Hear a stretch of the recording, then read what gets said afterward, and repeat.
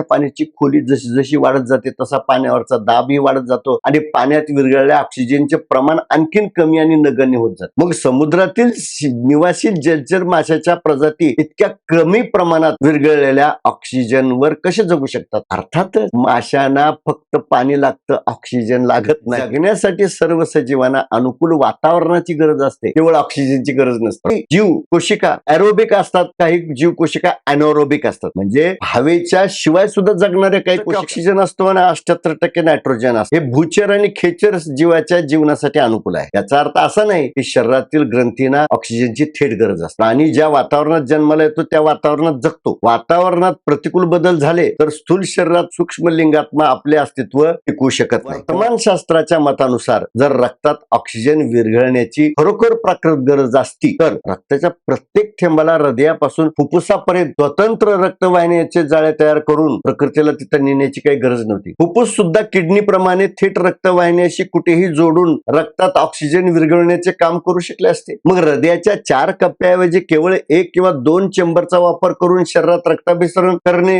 हृदयाला सोपे झाले असते। प्रकृतीला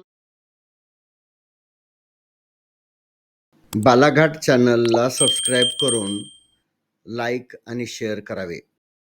श्री गणेशाय नमः, श्री सरस्वत्यै नमः, श्रीमत् सद्गुरु चरणारविंदाभ्या नमः। गुरुर्ब्रह्मा गुरुर्विष्णुः गुरुर्देवो महेश्वराः, गुरु साक्षात् परब्रह्म तस्मै श्री गुरवे नमः।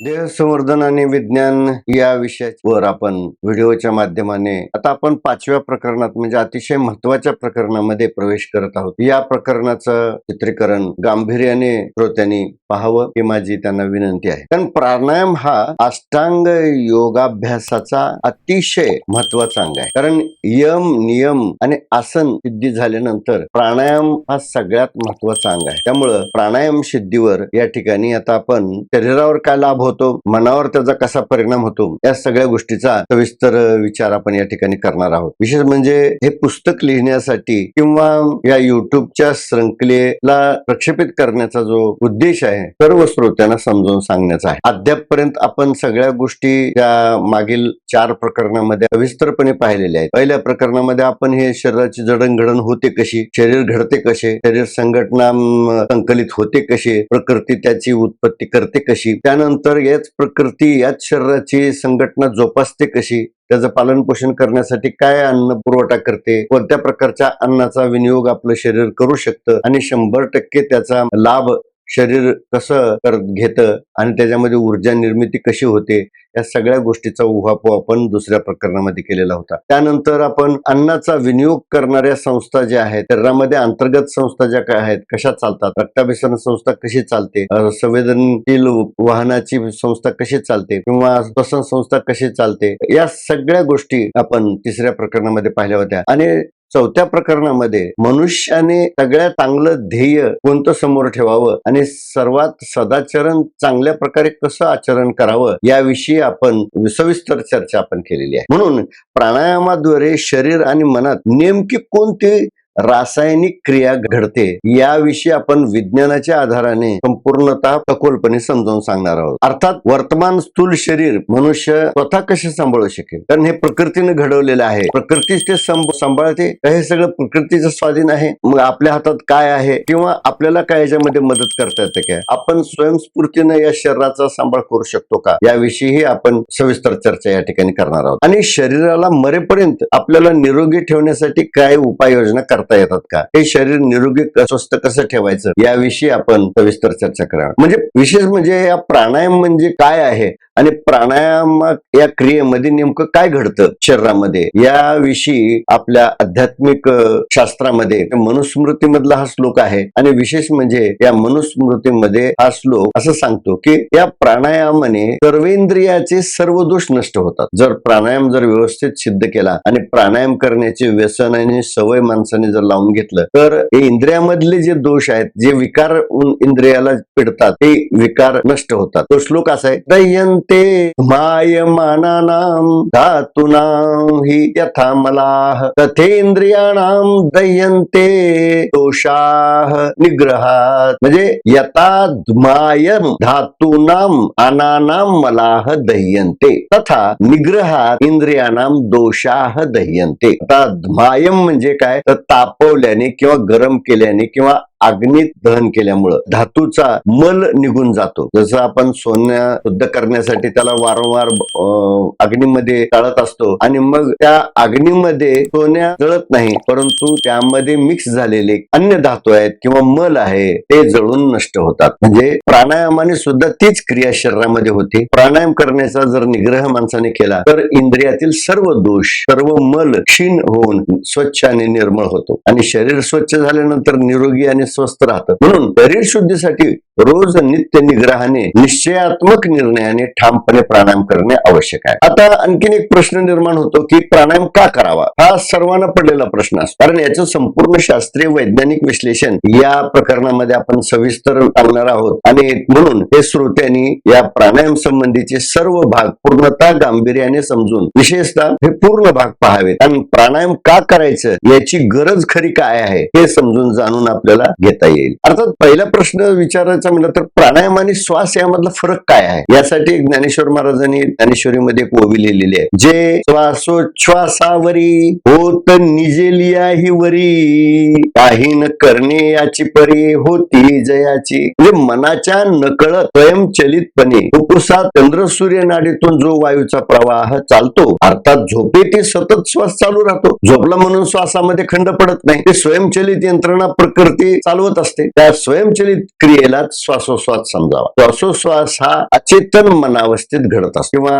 फुफ्फुसात वाहणाऱ्या वायू प्रवाहाची प्रक्रिया एकाग्र मनाच्या उपस्थितीत होत असते आणि श्वासोश्वासाचा वेग मनाने नियंत्रित केला जाईल तर त्याला प्राणायाम. म्हणजे प्राणायाम आणि श्वास यातला फरक प्रथम समजून घ्या. प्राणायाम म्हणजे मनाच्या उपस्थितीत केला जाणारा श्वासोश्वास आणि मनाच्या अचेतन स्थितीत घडणारा श्वासोश्वास असतो. म्हणजे प्राणायाम म्हणजे सचेत मनाने जाणीवपूर्वक श्वासोश्वास लक्ष देऊन केला जातो. कारण मन स्वभावता अन्य इंद्रियाच्या विषयाभिमुख इच्छा पूर्ण करण्यात व्यस्त आणि ग्रस्त असते. सतत मन कोणत्या ना कोणत्या इंद्रियाच्या अपेक्षा पूर्ण करण्यामध्ये गुंतलेलं असतं, तेव्हा श्वासोश्वास करण्यासाठी त्याला वेळ मिळत. मन सतत भूतकाळातील वेदना आणि भविष्यकालीन आशावादी विचारात गुंतलेलं असतं, भविष्याच्या प्रगतीचे आणि अधिक नियोजन करण्यात चिंताग्रस्त असतं. म्हणून प्राणायाम म्हणजे काय, महर्षी पतंजली आपल्या योगसूत्रामध्ये स्पष्ट सांगतात. प्रच्छर्दन विधारणाभ्याम वा प्राणश्य. प्रच्छर्दन म्हणजे वांती किंवा वांती होण्याचे औषध. विधारणाभ्याम, धारणा म्हणजे मनावर बुद्धीवर जे अनेक मार्गाने भडीमार होऊन जे कोरलं गेलेलं आहे, ठसलं गेलेलं आहे, ज्या धारणा परिपक्व झालेल्या आहेत, दृढ झालेल्या आहेत, अर्थात त्या विषयजन्य आहेत, विषयाकडे नेणाऱ्या धारणा आहेत, विषयाभिमुख करणाऱ्या धारणा आहेत. या विकारी विषय धारणाची उलटी करून टाकणारं हे औषध आहे. म्हणजे प्रच्छर्दन म्हणजे काय, तर ह्या ज्या धारणा बाहेर ओकून टाकायच्या, म्हणून या झटकून टाकणे अशा प्राण संबंधाने संरक्षण करण्याचे मनाचे जाणीवपूर्वक केलेले प्रयत्न म्हणजे प्राणायाम. प्राणायाम म्हणजे फुफ्फुसात वायूच्या प्रवाहार नियंत्रण आणि त्याची हालचाल संत गतीने करण्याचे मनपूर्वक कुशलता प्राप्त करणं. आता प्राणायाम शब्दाचं जर विग्रह करून आपण त्याचा अर्थ संशोधन केलं तर ते दोन शब्दांनी तयार झालेला प्राण आणि अयम. म्हणजे प्राण म्हणजे चेतना, शक्ती, ऊर्जा आणि शरीर ग्रंथी ग्रंथीत होणारे ऊर्जा संचरण म्हणजे प्राण, म्हणजे त्याला आपण जीव पण म्हणतो. अर्थात या प्राण शब्दामध्ये हवेचा संबंध नाहीये. या प्राणमय कोशामध्ये आप तत्वाचा संबंध आहे आणि आप तत्वाचा जो विलेपन आहे त्याला प्राणमय कोश म्हणतात. हा प्राणमय कोश, अमय कोश आणि अयम हे दोन वेगवेगळे आहेत. तो प्राणमय कोश हा मययुक्त आहे, म्हणजे आपच्या विलेपनाने तयार होणार आहे. आणि विशेष म्हणजे हा प्राणमय कोश जो आहे हा आतमध्ये निर्माण होणाऱ्या वात प्रकोपावर नियंत्रण करतो. अर्थात ह्याचं कार्य काय, तर आतमध्ये निर्माण होणाऱ्या वात प्रकोपावर नियंत्रण करणार, म्हणून त्याला प्राण असं म्हटलं जातं. म्हणून यात यम म्हणजे काय, तर जाणे, हालचाल करणे. यम निग्रहाचा दाब आहे, निग्रहाचा दाब. यम म्हणजे शासन, शासक. या ठिकाणी हा मृत्यूलोकी कोण शासक आहे, तर यम शासक आहे. याच्या दरबारामध्ये माफी नाहीये. गुन्हा केला की तुम्हाला त्याचं दंडन भोगावंच लागतं आणि याला उपसर्गाने यमपणा शून्य होतो. या यमाचं शासन तुमच्यावर चालत नाही कधी प्राण अयम जर साध्य केला तर, म्हणजे श्वासोश्वासाची गती किमान करण्याचा प्रयत्न करणं. अयम शब्दाचा अर्थ अमय यम आणि आ उपसर्ग जर त्याला लावला तर फुफ्फुसाच्या पोकळीत श्वास भरणे असा होतो. आ म्हणजे संपूर्ण भरून घेणे, आजूबाजूला सगळं भरून टाकणे. आयाम म्हणजे प्राणायाम. अयम शब्द आणि आयाम शब्दाचा अर्थ होतो. म्हणजे अयम शब्दाने फुफ्फुसात श्वास रोखून भरून ठेवणे म्हणजे अंतकुंभक करणे. अर्थात प्राणायाम या शब्दाचा अर्थच काय, तर अंतकुंभक करणे. म्हणून प्राणायाम म्हणजे दीर्घ अंतर्कुंभक करणे, श्वासोश्वास स्थिरता, संत गतिहीन शारीरिक किमान हालचाल, शेवटी सर्वोच्च ध्येय म्हणजे श्वासोश्वासाचा वेग प्रति मिनिट कमीत कमी शून्यापर्यंत आणण्याचा प्रयत्न करायचा. म्हणजे शरीराची गरज तेवढी कमी झाली पाहिजे की श्वासोश्वासाची गरज पडली नाही पाहिजे. म्हणजे फुफ्फुसात श्वासोश्वासाचा वेग जास्त असतो, याचा अर्थच शरीरात वाहणारं रक्ताभिसरण संस्थेमध्ये प्रवाहित असलेलं जे रक्त आहे ते जास्त अशुद्ध आणि मलिन प्रदूषित झालेलं असतं. मलिन कारक घटकांची मात्रा त्यामध्ये जास्त झालेली असते. म्हणून या प्राणायामाची गरज जास्त लागते शरीराला आणि प्रकृतीला ही रक्त शुद्ध करण्यासाठी या हवेची गरज फुफ्फुसामध्ये लागते आणि त्यात विशेष म्हणजे प्राणवायू आवश्यकता असते. कारण रक्त प्रदूषित करणारा मुख्य घटक आपण दुसऱ्या प्रकरणामध्ये ऊर्जोत्पत्ती या प्रकरणामध्ये पाहिलेलं आहे की ऊर्जोत्पन्न होताना अपोत्पादक जे घटक आहेत ते या रक्ताला मलिन करतात. म्हणजे ग्लुकोजचं मॉलिक्युलर बॉन्ड तोडून जेव्हा एनर्जी उत्पत्ती होते तेव्हा कार्बन आणि पाणी निर्माण होतं. पाण्याचा काय आपल्याला उपद्रव होत नाही, तो आपण सहज किडनीद्वारे किंवा त्वचेद्वारे बाहेर फेकला जातो. परंतु कार्बन जो आहे हा कार्बन पाण्यामध्ये न विरघळणारा पदार्थ आहे आणि पाण्यामध्ये न विरघळणारा पदार्थ असल्यामुळं हा घटक रक्ताला मलिन करतो. आणि हे 3.5 भागात आपण जर तो भाग पाहिला नसेल तर अवश्य पहा, त्याची लिंक आय मध्ये दिलेली आहे. दैनंदिन कार्यासाठी शरीर स्नायू ग्रंथींना ऊर्जेची आवश्यकता असते आणि ऊर्जा निर्मिती करताना ग्रंथी कार्बन मल रक्तात टाकतात. म्हणून रक्त दूषित करणारा कार्बन काढून शरीर संच टिकवण्यासाठी रक्त शुद्ध करण्याची प्रकृतीला गरज असते. कारण हा कार्बन ऊर्जा निर्मितीच्या प्रक्रियेमध्ये घडत असतो, निर्माण होत असतो आणि हा वारंवार प्रकृतीला काढावा लागतो. कारण याचं शुद्धीकरण सलग प्रोसेस आहे. कारण शरीर चालण्यासाठी, शरीराच्या हालचालीसाठी ऊर्जेची गरज लागते आणि ऊर्जा उत्पत्ती होताना ह्या कार्बनची उत्पत्ती होतेच. म्हणून हा कार्बन मळ वेळेत रक्तातून काढून टाकला नाही, रक्ताचं प्रदूषण प्रकृतीला जर व्यवस्थित सांभाळता आलं नाही तर हे रक्त अधिकाधिक कार्बनयुक्त दूषित होऊन शरीरात अनेक प्रकारच्या उत्पत्ती होते. आता हे कसे, हे आपण पुढच्या प्रकरणामध्ये प्रत्येक रोगाविषयी आपण त्याच्या उद्भवाविषयी संपूर्णतः सूक्ष्मपणे सांगणार आहोत, त्यावेळेस आपण ते समजून घेऊ. संसर्गजन्य रोग बाहेरून शरीरात शिरलेल्या जंतूच्या प्रादुर्भावाने होतात, परंतु शारीरिक रोग मात्र शरीर ग्रंथी स्वतः तयार. म्हणून या रोगावर आपली नियंत्रण असलं पाहिजे. विशेष म्हणजे शरीराचे आयुर्मान देखील या श्वासोश्वास गतीवर अवलंबून असते. जर रक्त कार्बन विरहित पूर्ण शुद्ध असेल त्यावेळी फुफ्फुसात श्वास भरण्याची गरज कमी असते. म्हणजे रक्तशुद्धीसाठी श्वासोश्वासाचा वेग कमी लागतो. त्याचे शरीर निरोगी रोगमुक्त असते आणि आयुष्यही वाढत जाते, वृद्धिंगत होत असते, जास्त होत असते. म्हणून मी म्हणत असतो जन्म देणं किंवा जन्मवेळ आपली ठरलेली आहे. जन्म झाल्यानंतर मृत्यूचा जो एंड आहे तो त्या मृत्यू एंडला आपण खालीवरी खेचू शकतो कारण आपल्या वर्तनामुळे. म्हणून आपलं आयुष्य दीर्घही होऊ शकतं आणि आपण आपल्यावर आपघातकी अत्याचारामुळे ते टोक खाली पण खेचलं जातं, म्हणजे आयुष्य सुद्धा कमी होऊ शकतं. अर्थात हे महर्षी पतंजली योगसूत्रात आपल्या प्राणायामाची व्याख्या देतात. ती व्याख्या अशी आहे, तस्मिन् सती श्वास प्रश्वास योः गती विच्छेद प्राणायाम. तस्मात म्हणजे म्हणून श्वास प्रश्वास यो सती गती विच्छेद.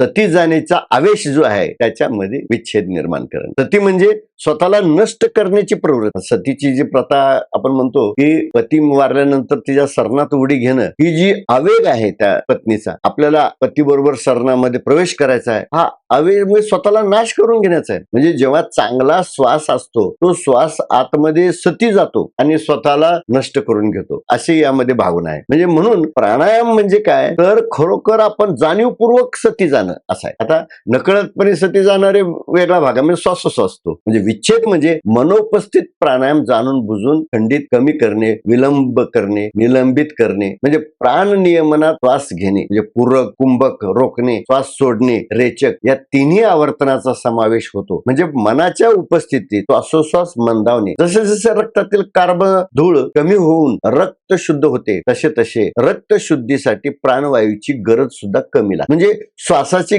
चक्रगती सुद्धा मंद होऊ लागते. अर्थात हा श्वास कुंभक दीर्घ होऊन कधी कधी तो दीर्घ खंड पण पडला तरी जीवन संपत नाही. म्हणजे आपण जीव गेला असं कधी समजतो, तर श्वास बंद झाला की आपण जीव गेला असं समजतो. परंतु अशा योगी पुरुषांचा श्वास बंद जरी असला तरी जीवन संपत नाही. कारण रक्त अशुद्ध करणारे कार्बनचे अणु रक्तामध्ये उपस्थित नसल्यामुळं फुफ्फुसाचं काम बंद होतं, काही गरज नसते. आता घर स्वच्छ असल्यानंतर कोणी हातात झाडू घेऊन फिरतं का? नाही. घर स्वच्छ आहे तर झाडू कुठं ठेवला जातो. तसं हे श्वासोश्वासाचं काम सुद्धा कमी होतं. अर्थात हे रक्त 100% कार्बन मुक्त असेल तर शरीरात अशी रक्तशुद्धीची उच्च पातळी सिद्ध करणे सहज शक्य आहे का? ते सहज शक्य नाही. कारण ऊर्जा उत्पत्तीमध्ये कार्बन जनरेशन तर सतत चालू असतो. मग ऊर्जा उत्पत्ती करणं कधी होते, तर आपल्या हालचाली होतात तेव्हा होते. मग हालचाली कमी होणं आणि हालचाली कमी करून पुन्हा रक्तशुद्धी करणं म्हणजे कार्बन बाहेर फेकण्याची प्रक्रिया कशी होते. किमान 90% जरी कार्बन मुक्त असलं रक्त, तरी पण उरलेल्या कार्बनच्या प्रमाणाचा शरीरावर इतका विपरीत परिणाम होत नाही आणि शरीरामध्ये रोगग्रस्तता उद्भवत नाही. म्हणून शरीराला श्वास घेण्याची गरज कमी लागते जेव्हा आपण प्राणायाम करण्याची सवय लावून घेतो. आता प्रचलित वैज्ञानिक शास्त्राचे आधुनिक मत काय आहे हे पण आपण थोडक्यात समजून घेऊ. कारण समाजामध्ये जे प्रचलित मत आहे याचाही परिणाम, याचीही धारणा समाजावर अद्याभारित झालेली असते. म्हणून ते अगोदर विचारात घेण्याची गरज आहे. कारण श्वासोश्वासाबद्दल विज्ञानात शिकवले जाणारे प्रचलित मत जे आहे, फुफ्फुसाच्या एल्व्हिओली ग्रंथी श्वासातून केवळ ऑक्सिजनचे रेणू शोषून घेऊन रक्तात विरघळतात आणि हा विरघळलेला द्रवीभूत ऑक्सिजन हिमोग्लोबिनच्या मदतीने लाल रक्तपेशी शरीराच्या सर्व स्थायी पेशींना पोहोचवतात. फुफ्फुसातील एल्व्हिओली ग्रंथी श्वासोश्वासाद्वारे रक्तातील कार्बन डायऑक्साईड CO2 त्याच वेळी शरीराबाहेर टाकतात, असं विज्ञानाचं मत आहे. की फुफ्फुसामध्ये एकाच वेळी रक्तातून वाहत आलेला कार्बन डायऑक्साईड बाहेर टाकला जातो आणि फुफ्फुसातून ऑक्सिजन आतमध्ये शोषून घेतला जातो, विरघळवला जातो, असं मत विज्ञानामध्ये नमूद केलेलं आहे. परंतु शरीरात ज्या पेशी वेगवेगळ्या ठिकाणी स्थानबद्ध असतात त्या पेशींना खरोखर ऑक्सिजनची गरज असते का आणि ऑक्सिजनचा वापर कसा करतात त्या? अर्थात याचा विज्ञानात कुठेही सुस्पष्ट खुलासा केलेला नाही. केवळ असे मोघम मत मानले जाते की शरीराच्या सर्व पेशींना ऑक्सिजन लागतो आणि त्या ऑक्सिजनच्या सहयोगाने त्या ठिकाणी कार्बन डायऑक्साईड ते तयार करतात आणि तो कार्बन डायऑक्साईड रक्ताच्या माध्यमाने पुन्हा फुफ्फुसामध्ये येतो आणि तो फुफ्फुसामधून बाहेर फेकला जातो. कारण या एल्व्हिओली ग्रंथी त्यांना उच्छ्वासावाटे बाहेर फेकण्यासाठी मदत करतात, असा एक ढोबळ मत प्रचार या समाजामध्ये होत असतो. अर्थात हा CO2 रक्तात विरघळलेल्या अवस्थेत असतो की वायुरूप असतो याबद्दल विज्ञानाला शंका आहे आणि रक्तात किती प्रमाणात CO2 विरघळतो याचा पुरावा किंवा प्रमाण याबद्दल विज्ञान काहीच सांगत नाही. कारण कार्बन डायऑक्साईड रक्तात विरघळलेला असेल तर किडनी त्याला का काढू शकत नाही? कारण किडनीचं कार्य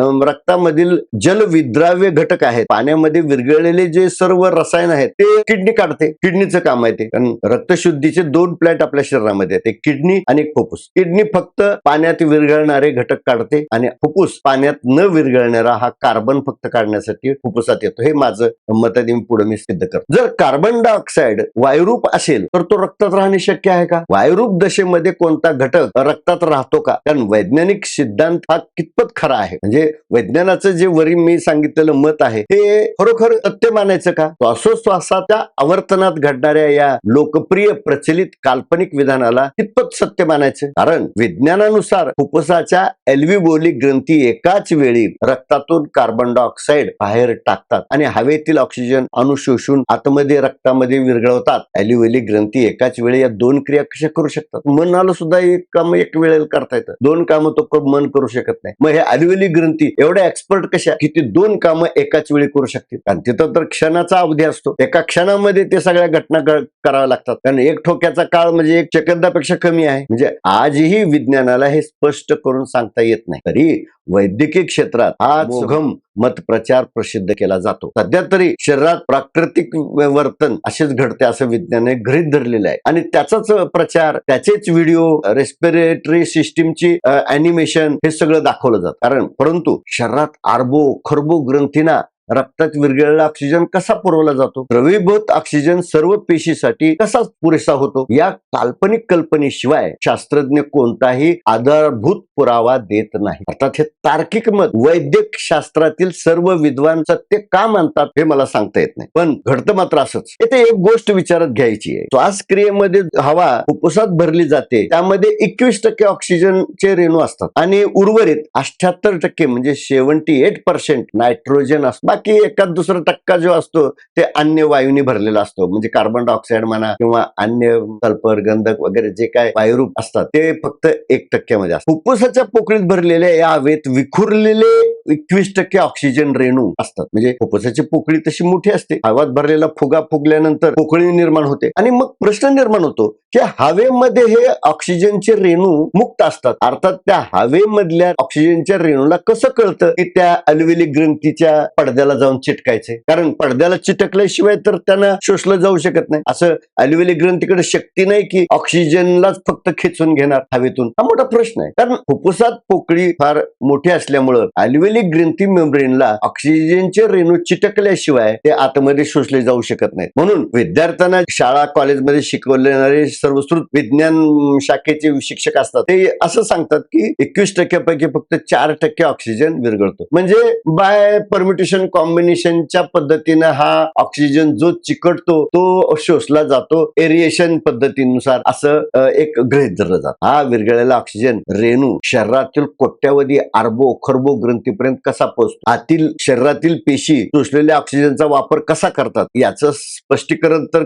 विज्ञान देतच नाही. त्यामुळे आधुनिक विज्ञानाचा हा मुद्दा केवळ तार्किक असल्याचं मला माझ्या चिंतनात जाणवलेलं आहे. मी त्याच्यावर खूप विचार केलेला आहे. प्रत्येक अवेलेबल त्याच्यावरचे विचार, व्हिडिओ सगळे पाहिलेले आहेत. तेच मताचं दुरुक्ती सर्वांनी केलेली आहे. म्हणून विज्ञाना प्रसारित असलेल्या या विचार थोडा संशयास्पद आहे माझ्या दृष्टिकोनात. ऑक्सिजन रेणू फुफ्फुसाच्या पोकळीत स्वतंत्रपणे विखुरलेले असतात. मग ऑक्सिजनच्या रेणूंना त्यात विरघळलेले पाहिजे असे कसे कळते? रक्तामध्ये विरघळण्यासाठी ते कोशिकाच्या पडद्यानं जाऊन कसे चिपकतात? कारण चिकटल्याशिवाय ते विरघळणार नाहीत. जे ऑक्सिजन रेणू अल्व्हिओली ग्रंथीच्या पडद्याला चिकटतात ते रक्तात शोषले जातात. हे एक वेळ गृहीत धरले तरी फुफ्फुसाच्या पोकळीत विखुरलेले मुक्त ऑक्सिजन O2 रेणू रक्तात शोषून भरण्याची क्षमता अल्व्हिओली ग्रंथींना खरोखर असते का? हा थोडा संशोधनाचा भाग आहे. मग ऑक्सिजन रक्तात कसा शोषला जातो याचा अचूक स्पष्ट शास्त्रज्ञाकडे किंवा वैज्ञानाकडे अद्याप नाहीये. म्हणजे हा केवळ अज्ञानी गृहीत तार्किक युक्तिवाद आहे. याबाबत प्रामाणिक आणि स्पष्ट सांगायचे झाले तर श्वासाद्वारे फुफ्फुसात भरलेली हवा कशी कार्य करते या रहस्यमय रासायनिक अभिक्रियेचा नैसर्गिक क्रम अजूनही आधुनिक शास्त्रज्ञांना माहीत नाही. अप्रसिद्ध विचार आहेत हे. आधुनिक वैज्ञानिकांनी या प्रक्रियेला सिद्ध करण्याचा खूप प्रयत्न केलेलाही असेल, पण त्यांच्या हाती काहीही लागलेलं नाही. परंतु सत्य निष्कर्षापर्यंत अद्याप ते पोहोचलेले नाहीत. म्हणून आजही हेच मत सत्य मानतात. खालील काही प्रश्नाचे संशोधन वैज्ञानिक केले पाहिजे. अर्थात शरीरातील प्रत्येक ग्रंथींना खरोखर ऑक्सिजनची गरज असते का? शरीर ग्रंथीला ऑक्सिजनची गरज का असते? रक्तात विरघळलेल्या ऑक्सिजनच्या प्रमाणावर शरीर ग्रंथीचे काम भागते का? मुळात रक्तात ऑक्सिजन विरघळतो हा एक संशयास्पद कल्पक विचार आहे. यावरही अद्याप शास्त्रज्ञांनी संशोधन केलेले नाही. फुफ्फुसात विरघळलेला ऑक्सिजन रक्त रक्तातून वाहून शरीरातील सर्व पेशीपर्यंत पोहोचतो. शास्त्रज्ञाचे हे गुंतागुंतीचे निराधार मत कोणत्याही प्रकारे प्रशंसनीय प्रसंगोचित होत नाही. आज विज्ञानाचे अभ्यासक, वैद्यकीय व्यावसायिक डॉक्टर सुद्धा हे विचार न तपासता केवळ पाठ केलेल्या याच प्रसिद्ध मताची पुनरावृत्ती करतात आणि तोच प्रचार करतात. ऑक्सिजन रक्तात विरघळतो, शरीरातील सर्व ग्रंथीपर्यंत पोहोचतो आणि शरीराच्या ग्रंथी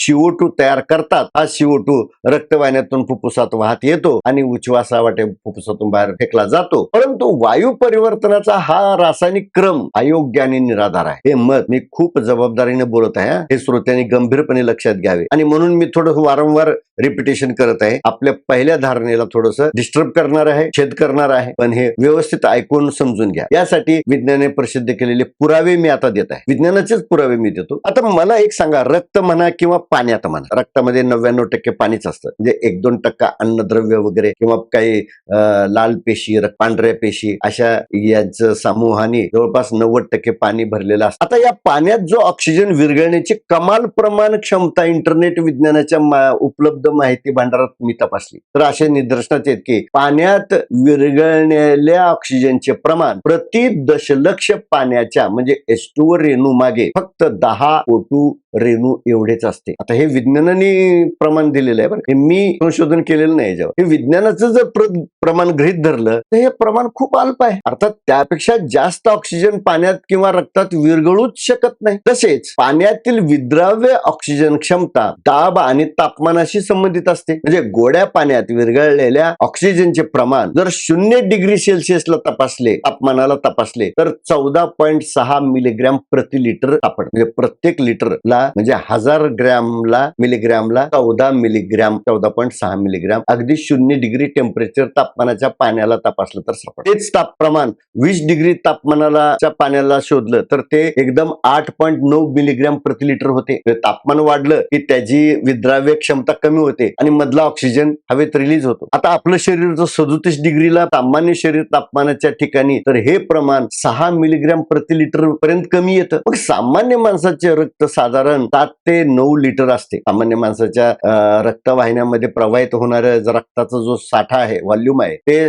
5. आता लहान बाळ असेल तर ते कमी असेल, पण सामान्य वयाच्या माणसाच्या शरीराचे रक्त प्रमाण हे 7 ते 9 लिटर असते. म्हणजे गणितीय भाषेत विरघळलेला ऑक्सिजन फक्त 54 मिलीग्रॅम रक्तामध्ये असतो किंवा विरघळू शकतो. आता यापेक्षा ऑक्सिजन पाण्यात जास्त विरघळू शकतो का? तर अजिबात नाही. पण पिण्यायोग्य पाण्यात निसर्गतः एवढ्या प्रमाणात ऑक्सिजन विरघळलेला असतोच. कारण पाणी, पिण्याचं जे पाणी आहे ते एरिएटेडच असतं आणि त्यात तेवढा विरघळायला पाहिजे तेवढा विरघळलेला असतो. मग फुफ्फुसांमधून अशा अतिरिक्त ऑक्सिजनना विरघळण्याचा प्रयत्न अल्व्हेओली ग्रंथीना का करावा लागतो? करावा लागतच नाही, कारण ऑलरेडीच पाण्यामध्ये तेवढा ऑक्सिजन विरघळलेला असतो, रक्तात तेवढा ऑक्सिजन विरघळलेला असतोच. मग अतिरिक्त ऑक्सिजन विरघळविण्याची क्षमता अल्व्हेओली ग्रंथीना कुठून येते? कारण पाण्याचीच क्षमता नाही विरघळवून घेण्याची. आता अर्थात हा प्रयोग तुम्हाला करता येईल. एक छोटासा प्रयोग जर तुम्ही केला, पाण्यामध्ये साखर विरघळते हे माहित आहे, बरोबर, ग्लुकोज विरघळ, पण एक कब्बर पाण्यामध्ये तुम्ही साखर टाकत राहा विरघळत राहा. ती हलवलं तर एक क्षमता अशी येते की त्याच्यानंतर पाण्यामध्ये साखर विरघळत नाही, मग ती साखर तशीच पाण्यात पडून राहते. किंवा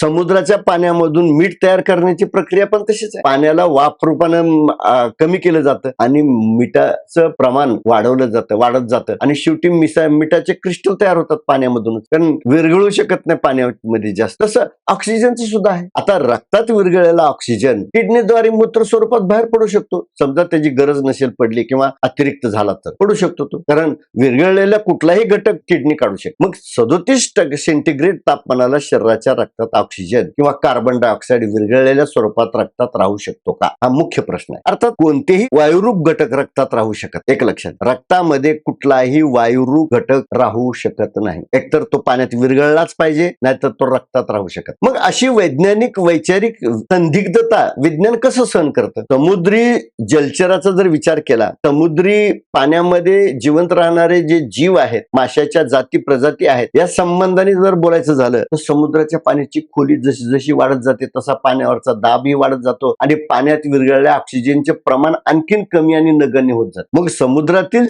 निवासी जलचर माशाच्या प्रजाती इतक्या कमी प्रमाणात विरघळलेल्या ऑक्सिजनवर कसे जगू शकतात? अर्थात माशांना फक्त पाणी लागतं, ऑक्सिजन लागत नाही. अर्थात त्याच स्पष्टीकरण द्यायचं झालं तर त्याला फार वेळ लागेल. कारण जीवशास्त्र संबंधी ही विधाने संदिग्ध आहेत, अचंबित अथवा थक्क करणारी आहे. पाण्यात ऑक्सिजनची विद्राव्य क्षमता विज्ञानानेच सांगितलेली आहे. या व्यतिरिक्त वैज्ञानिक अभ्यासात अन्य प्रायोगिक सिद्धता किंवा अनुभवजन्य पुरावे आढळत. केवळ काही निरीक्षणे प्रयोग यावरून असे मानले जाते की सजीवांना जगण्यासाठी ऑक्सिजनची आवश्यक. परंतु सत्य हे आहे की जगण्यासाठी सर्व सजीवांना अनुकूल वातावरणाची गरज असते, केवळ ऑक्सिजनची गरज नसते. परंतु वेगवेगळ्या सजीवांच्या शरीर ग्रंथीची प्राकृत रचना आणि गरज ही वेगवेगळी असते, म्हणून ही अभ्यासनीय बाब आहे. म्हणून काही जीव कोशिका एरोबिक असतात, काही जीव कोशिका अनोरोबिक असतात. म्हणजे हवेच्या शिवाय सुद्धा जगणारे काही कोशिका असतात. अर्थात जलामध्ये राहणारे जे प्राणी आहेत, मत्स्य जलचर आहेत, यांना हवेची गरजच नसते, कारण ते उलट हवेत काढले तर ते मरून जातील. वातावरणात 21% ऑक्सिजन असतो आणि 78% नायट्रोजन असतो. हे भूचर आणि खेचर जीवाच्या जीवनासाठी अनुकूल आहे. याचा अर्थ असा नाही की शरीरातील ग्रंथींना ऑक्सिजनची थेट गरज असते. प्राणी ज्या वातावरणात जन्माला येतो त्या वातावरणात जगतो. वातावरणात प्रतिकूल बदल झाले तर स्थूल शरीरात सूक्ष्म लिंगात्मा आपले अस्तित्व टिकवू शकत नाही, तेव्हा प्राण गेला असं बोलण्याचा प्रघात आहे. आणखीन एका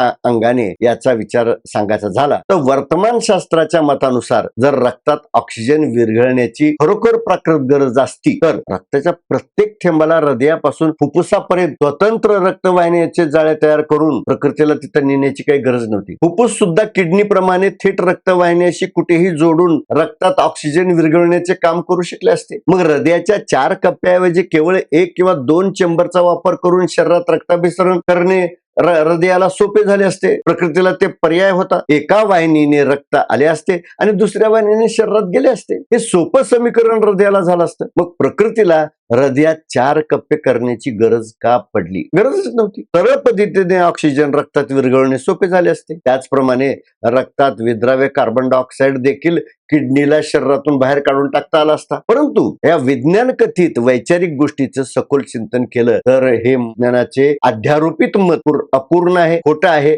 आणि तथ्यहीन आहे. अर्थात याच्या पुढचं जे विश्लेषण आहे ते क्रमशः आपल्या समोर येईल. आता वेळ खूप होतो, व्हिडिओ लांब होतो, म्हणून मी या ठिकाणी आपली या भागाची समाप्ती करतो. आपण पुढचा भाग क्रमशः अवश्य पाहावा, त्यामध्ये पूर्ण मी रासायनिक प्रक्रिया सांगत आहे, त्यामुळं आपण ते पाहाल ही अपेक्षा करून या ठिकाणी मी थांबतो. धन्यवाद. आपली प्रतिक्रिया कॉमेंट बॉक्समध्ये अवश्य नोंदवावी. इथपर्यंत आपण हा व्हिडिओ पाहिल्याबद्दल धन्यवाद. आभारी आहे.